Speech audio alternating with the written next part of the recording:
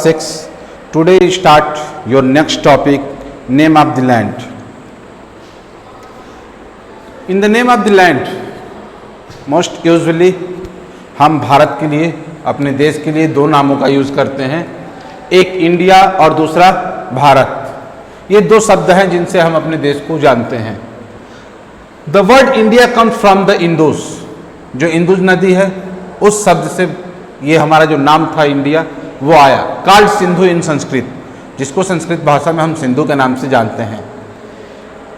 ऐसे ही आप और देशों के बारे में पता कर सकते हैं, जैसे ईरान और ग्रीस अपने एटलस में। The Iranians and the Greeks who came through the north west about 2500 years ago. ये जो देश के लोग थे, ईरानियंस और ग्रीक्स, ये आए थे नॉर्थ वेस्ट में। लगभग 2500 साल पहले ये लोग भारत आए। And were familiar with the Indus, और इंदुस नदी से ये फेमिलियर हुए। Called its the Hindus and the Indus, जिसको ये लोग हिंदूस और इंदुस नाम दिया था। And the land to the east of the river was called India, और इस नदी के ईस्ट में जो जगह थी उसको इंडिया के नाम से जाना जाता है। द नेम भारता was used for a group of people who lived in the north west. जो नाम भारत है वो उन लोगों के लिए यूज होता है जो नॉर्थ वेस्ट में रहते हैं। And who are mention in the Rig Veda, और जिनको ऋग वेद में मेंशन किया गया है। The earliest composition in Sanskrit, Sanskrit में जो पहले कंपोजिशन जो चीज़ें लिखी गई हैं near about 3500 years ago.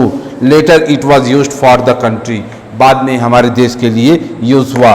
Finding out about the past, past के बारे में हम क्या जानते हैं, कैसे पता चला। देयर आर सेवरेज वेज, कई सारे तरीके थे उसको पता करने के लिए, जिनमें से search for and read books, जिसके लिए किताबें पढ़ी गई, देखी गई, खोजी गई। That were written long ago, जो बहुत पहले लिखी गई थी। दिस आर कॉल्ड मनुस्क्रिप्ट्स, जिनको हम मनुस्क्रिप्ट्स कहते हैं। Because they were written by hand, क्योंकि ये हाथों से लिखी गई थी। This comes from the Latin word manu, जो मनुस्क्रिप्ट जो शब्द है इसको लिया गया है लैटिन वर्ड मनु से, मीनिंग हैंड्स, जिसका मतलब होता है हाथ। जो हाथ से लिखा गया that's are known as the manuscripts. This were usually written in palm leaf, और ये जो चीजें ये पाम लीफ पे लिखी गई थी। और on the specially prepared bark of a tree known as the birch, या एक पेड़ के बार्क पे, जिसको भोजपत्र के भी नाम से जाना जाता है। Which grows in the Himalaya, जो हिमालय में उगता है। ओवर द ईयर्स, जैसे जैसे समय बीतता गया, many manuscripts were eaten away by insects, कई सारे मनुस्क्रिप्ट्स को कीड़ों ने खा लिया। सम वर डिस्ट्रॉयड, कुछ को आक्रमणकारियों ने डिस्ट्रॉय कर दिया, खत्म कर दिया। बट मेनी हैव सर्वाइव्ड, लेकिन उनमें से बहुत सारी आज भी पड़ी हुई हैं। Often preserved in temples and monasteries, जो टेम्पल्स और मोनेस्ट्रीज में प्रिजर्व की गई हैं। This books dealt with all kinds of subjects, जिसमें कई तरह के सारे सब्जेक्ट्स रखे गए हैं। रिलीजियस बिलीफ्स, जो धार्मिक भावनाओं से प्रेरित हैं। And practices, the lifes of kings, राजाओं की जो जीवनी थी।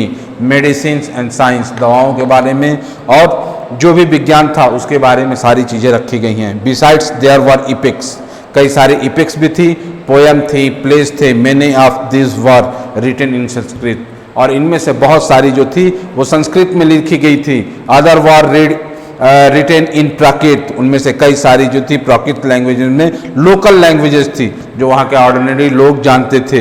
And Tamil, we can also study inscriptions, हम इंस्क्रिप्शंस को भी पढ़ सकते हैं।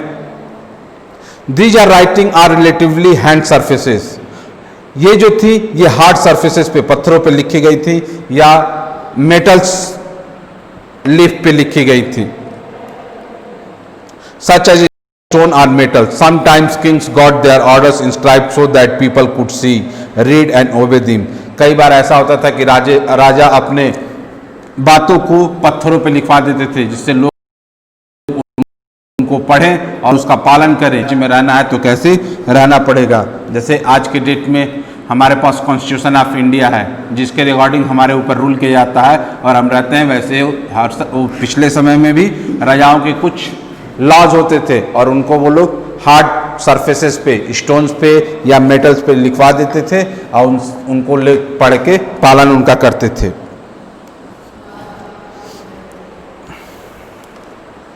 There are other kinds of inscriptions as well, कई तरह की दूसरी भी इंस्क्रिप्शंस थी।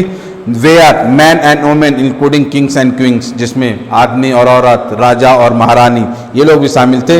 रिकॉर्डेड व्हाट दे डिड, वहाँ पे रिकॉर्ड किया जाता था, लिखा जाता था कि उनका जीवन कैसे बीता। For example Kings often kept records of victories in battle, लोग जो थे,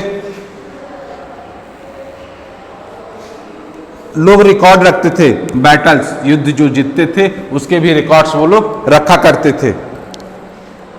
can you think of the advantages writing on a hard surface, आप एडवांटेज पता कर सकते हो कि हार्ड सरफेस पे लिखने का क्या फायदा है। And what could have been the difficulties, कितनी परेशानियां हुई होंगी लिखने में, लिखने में ज्यादा परेशानियां हुई होंगी। एडवांटेज ये है कि जो पत्थरों पे लिखा गया वो आज भी हमें मिलता है, शिलालेख के रूप में हमें मिलता है। अभी आप यहाँ सारनाथ में जाओगे तो वहाँ पे कई सारे शिलालेख अवेलेबल हैं। There were many other things that were made and used in the past, कई सारी चीजें हैं जो हमारे पूर्वजों ने बनाया और उनका यूज किया। Those who study this objects are called archaeologist, जो लोग इन चीजों को पढ़ते हैं, इनके बारे में पता करते हैं, उनको आर्कियोलॉजिस्ट कहते हैं। They study the remains of buildings made of stone and brick, painting and sculptures, वो लोग पढ़ते हैं, पता करते हैं कि बिल्डिंग कितने पहले की बनी हुई है, स्टोन से, जो ब्रिक्स बनी हुई हैं, पेंटिंग्स के बारे में, स्कल्पचर्स के बारे में, कार्बन डेटिंग करते हैं उसको, कार्बन से उनकी आयु नापी जाती है कि कितने साल की ये सारी चीजें हैं। They also explore and excavate, इन चीजों को लोग खोजते हैं, खुदाई करके निकालते हैं।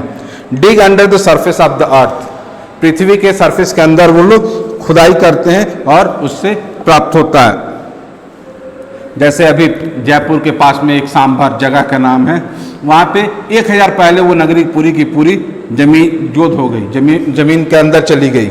लोग आज भी जाते हैं वहाँ, रुकते हैं तो किसी को कुछ सिक्के मिल जाते हैं, कुछ पात्र मिल जाते हैं। तो ऐसी कई सारी प्लेसेस हैं जहाँ पे खुदाइयाँ चलती रहती हैं।